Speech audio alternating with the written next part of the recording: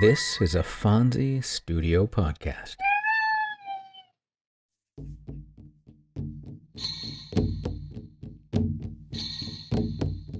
Welcome to Tales from the First Nations. I'm Jay Idle, and every week I'll share with you a tale and ancient wisdom of the native tribes of North America. I'll be joined by my cats, Dawa and Fonzie, who will undoubtedly make their presence known at some point, so I might as well just list them as co-hosts. We hope you'll enjoy the tales and wisdom, raise your vibration, and enrich your life with us every week.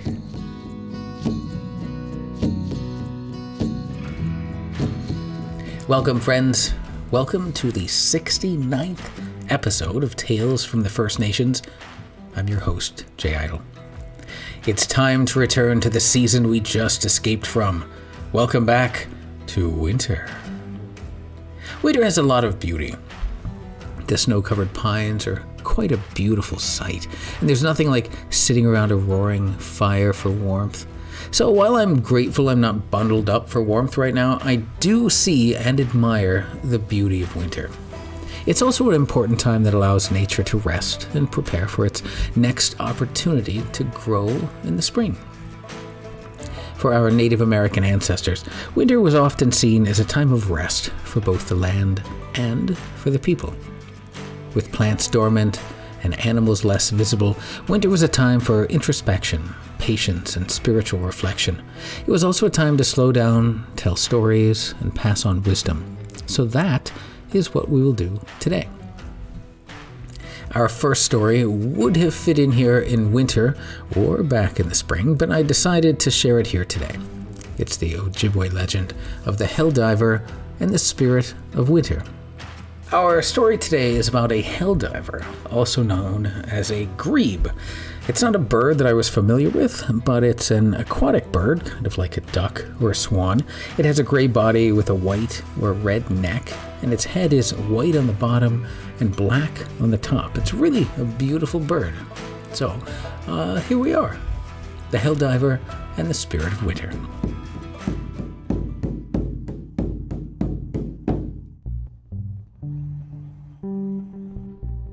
Every winter, the birds fly south. One winter, a helldiver told all of the other birds that he would stay for the winter to take care of two of his friends who had been injured and couldn't fly south. Both of his friends, a whooping crane and a mallard duck, had broken wings. To feed them, he got fish by diving through a hole in the ice. But the spirit of winter got jealous of his success at fishing and froze the water after the helldiver had dived in through the hole and was below the ice. But the helldiver swam to the shore, where there was a lot of reeds. He pulled one of them down through the ice with his bill to make a hole in the ice, and so he got out and flew home. When he got home, he saw that someone was peeking in the door of his wigwam. It was the spirit of winter, who did not like him and who was trying to freeze him out.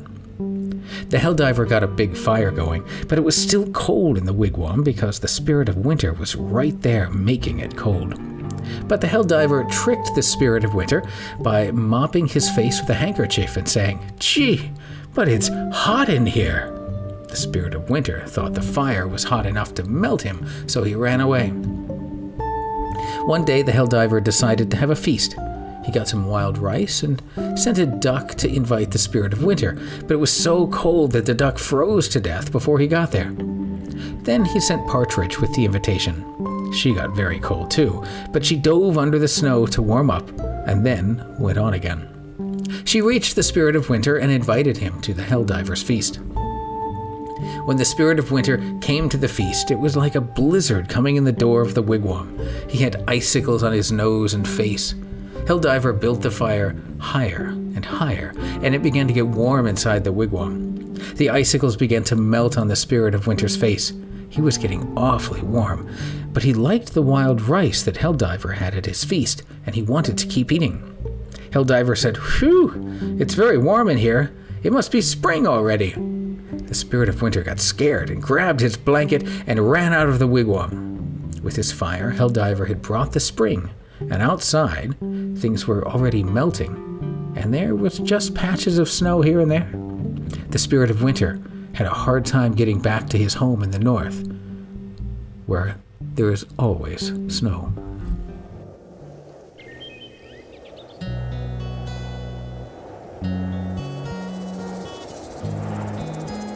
Thank you, Helldiver, for driving winter away. You are welcome at my home anytime.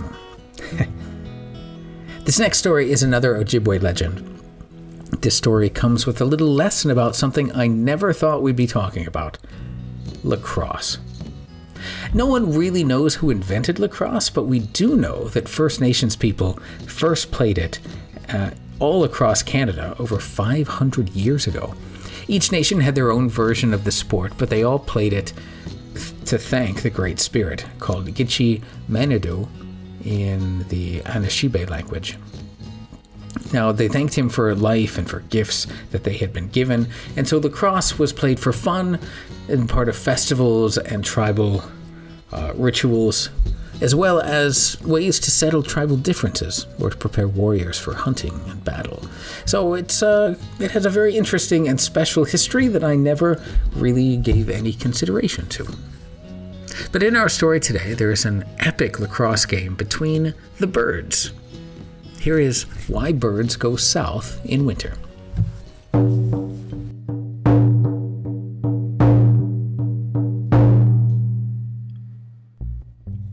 Long ago, there was only summer. The days were always warm and sunny. Winter and snow were unknown. For the young, it was a time of happiness. They played all the time. Animals played with animals, fish played with fish, insects played with insects, and birds played with birds. They had many games: hide and seek, blind man's bluff, and tag. They ran races, they wrestled, and they played lacrosse. The lakes, the meadows, and the skies rang with their laughter. From dawn till dusk, the young played. No sooner had they finished one game that they began another. They ate little and rested even less. For the parents, it was a time of worry. All they could do was try to keep their offspring from harming themselves. Only nighttime brought rest.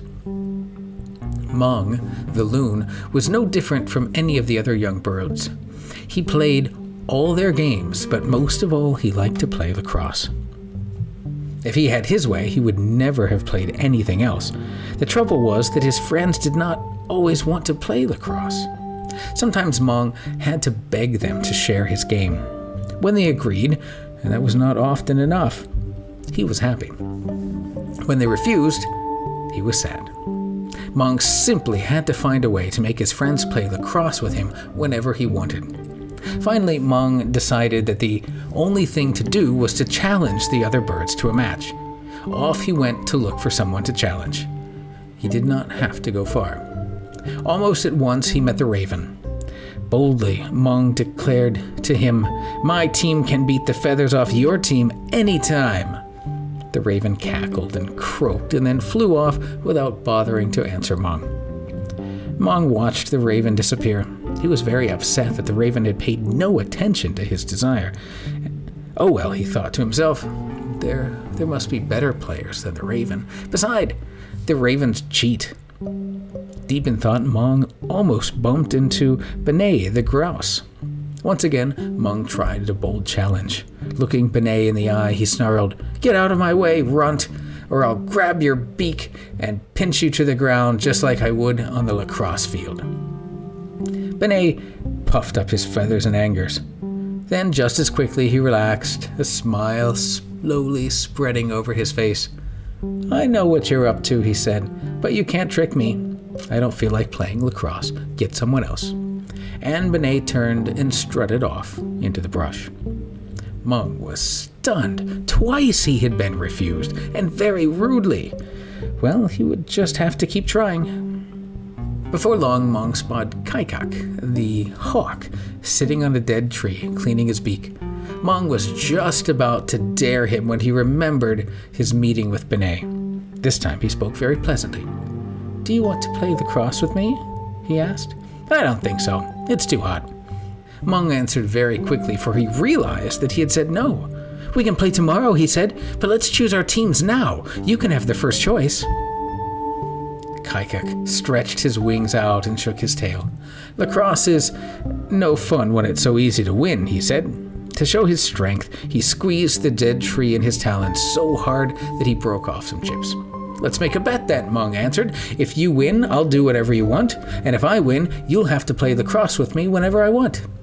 Yes, Mung replied eagerly. He knew that he would win. "Let's choose teams now." First, Kaikak picked the raven, and Mung picked the Canadian goose. Then Kaikak chose the owl, and Mung the robin. By the end of the afternoon, the teams were made up. On his side, Kaikak had the raven, the owl, the chickadee, the snowbird, the cardinal, the woodpecker, the grouse, the junco, the pheasant, the partridge, the magpie, and the ptarmigan. Mung had the Canadian goose, the kingbird, the robin, the sparrow, the bluebird, the oriole, the scarlet tanger, the plover, the thrasher, the swallow, the catbird, and the kingfisher. Kaikak's team was strong and included a few cheaters, like the raven, but Mung was not worried. He had the kingbird on his side. The kingbird could handle anyone on Kaikak's team. "We'll meet tomorrow morning as soon as the sun comes up," Mung said, "and the team that scores the first goal wins the game." "Agreed," said Kaikak. The next morning at sunrise, all the birds gathered to watch the two teams play. Kaikak's fans were on one side of the field and Mung's were on the other. The game started. The woodpecker was keeping goal for Kaikak's team and the oriole for Mung's. From the beginning, Mung's team went on the attack. Their fans cheered loudly. Mung's players were very quick, but they could not seem to score. Still, Kaikak's fans were quiet. Their team was slow. It seemed to be just a matter of time before Mung's team slipped a goal past the woodpecker. Soon the grouse was injured and had to leave the field. Mung's supporters cheered. Then the raven was knocked down. He lay on the field rolling in pain and croaking for help. No one paid any attention to him. The rule was the play would not stop until the first goal was scored. Then the swallow got the ball. He threw it with all his might towards Kaikak's goal. As the ball went flying past the raven, he jumped to his feet and caught it. Off he raced towards Mung's goal. With a quick flip, he scored on oriole. From Mung's fans came a mighty groan. From Kaikak's fans came an even mightier cheer. Kaikak led his team to the middle of the field to meet Mung and his players. The fans crowded in to hear what Kaikak would demand of Mung. "Mung," Kaikak said, "this is your penalty for losing. From now on, whenever the east wind blows, it will bring clouds and rain and thunderstorms, and you won't be able to play lacrosse." The birds gasped. They'd never heard of such a thing, but Mung did not pay much attention. "You only won because the raven cheated," he shouted. "We were winning until the raven pretended that he was hurt." Kaikak bristled and his eyes blazed. Mung went right on. "Let's have another game tomorrow. I know you can't win without cheating." "What's the bet?" said Kaikak. "The same bet," said Mung. "If I win, you must play lacrosse whenever I ask you. If I lose, I must do whatever you want. This time, though, I'd like the raven on my team." "Agreed," said Kaikak. "We can do without him." At daybreak the next day, a huge crowd gathered at the field. Even the animals came to watch. Who would win the second game? What penalty would Kaikak demand if he won a second time? Once again, Mung's team carried the play to the end of Kaikak's field so quickly Kaikak's team couldn't touch it. Still, they could not get it past the woodpecker. He darted this way and that, blocking the ball with his feet, his wing, and his tail. The game went on and on. Late in the afternoon, Mung's team began to tire. One of Kaikak's got the ball and threw it down the field towards Mung's goal. The raven, who was playing just as hard for Mung's team as he did for Kaikak's team, caught the ball. He raced towards Kaikak's goal. As he ran, the grouse came up behind him and tripped him. The grouse grabbed the ball and slipped it in Mung's goal and brought the long game to an end. "Foul! Foul!" screamed Mung and his teammates amid the thundering cheers of Kaikak's fans. "Foul!" Mung screamed again. The vulture, who was referee, had not seen the grouse trip the raven. He declared that the score would stay. Everyone rushed to the center of the field. What penalty would Mung and his friends have to pay this time? Kaikak looked sternly at Mung. "From now on," he said, "whenever the north winds blow, it will bring snow and bitter cold. You and your friends will have to leave this land." That very night, the north wind did begin to blow.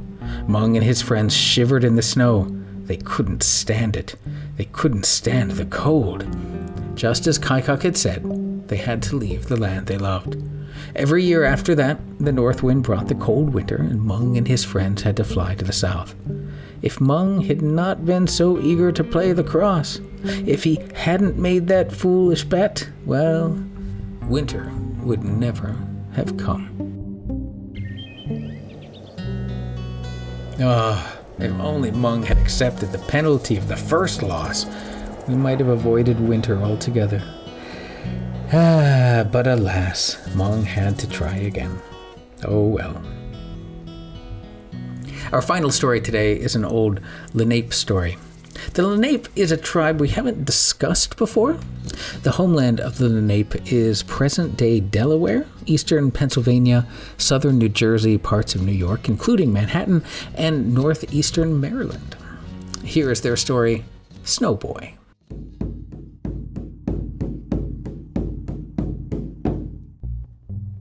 There's an old Lenape story that tells how people became cannibals when the snow was so deep they couldn't find anything but each other to eat. Other stories tell the good side of winter, for example, how corn magically appeared in an old stump during the cold months when people were starving. The story of Snowboy is actually two tales in one. The first part tells the bad side, how winter sucks the life out of you, out through your fingers. The second part gives the good side, how the body of the snow person spread out on the ground helps hunters track game. One time, long ago, a young girl had a baby boy. No one knew who his father was. They say he had no father. When he was old enough to crawl around, he would get angry at other children. Sometimes, when he got really angry, he would take hold of their hands and suck their fingers. It was seen that their fingers turned black and stiff as if frozen from cold when he had sucked them. When he got a little older, he told people that he could not stay with his mother, that he did not belong there and he must go. "My name is Snow and Ice," he said. He said he had been sent by those above to show them how to track anything, people or animals, and he told them how to do it. "When I come again," he said, "you can track anything. Remember when snow falls that it is I who have come to visit you." Then he told his mother to take him down and put him on a piece of ice and go down to the river, for it was early spring. They took him down and put him on a cake of floating ice, and beside them they put a bark vessel full of sweetened, pounded, starched corn, for they thought that he might need food. Then he drifted away down the river.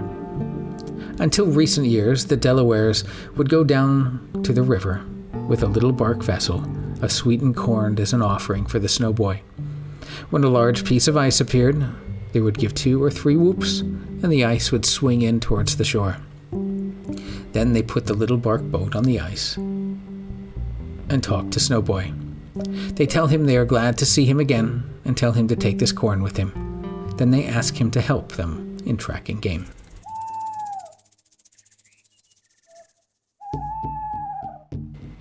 It seems Snowboy wasn't meant for the human world, but it was kind of him to dedicate himself to helping them.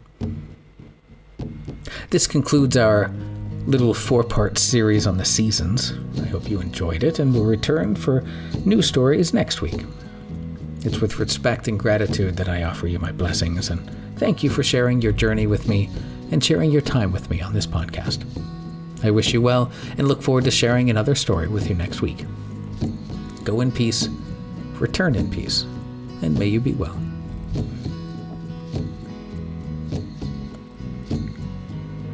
Our first story, The Helldiver and the Spirit of Winter, comes from the Milwaukee Public Museum website at mpm.edu. It was adapted from Victor Barnau's 1977 Wisconsin Chippewa Myths and Tales and Their Relation to Chippewa Life. Our second story, Why Birds Fly South in Winter, comes from aaanativearts.com. Our final story, Snowboy, comes to us from oocities.org. For more great stories and legends, join me next week for another story here on Tales from the First Nations. I'm Jay Idle, and I'll talk to you next time. Music is provided by my dear friend Scott Brocklesby, and our podcast, Image of the Moon, was provided by Mark Lawton. We will see you next time. All right, that's it. How'd we do, Dawa? Last week. Phones? Excellent. Then I'll share it.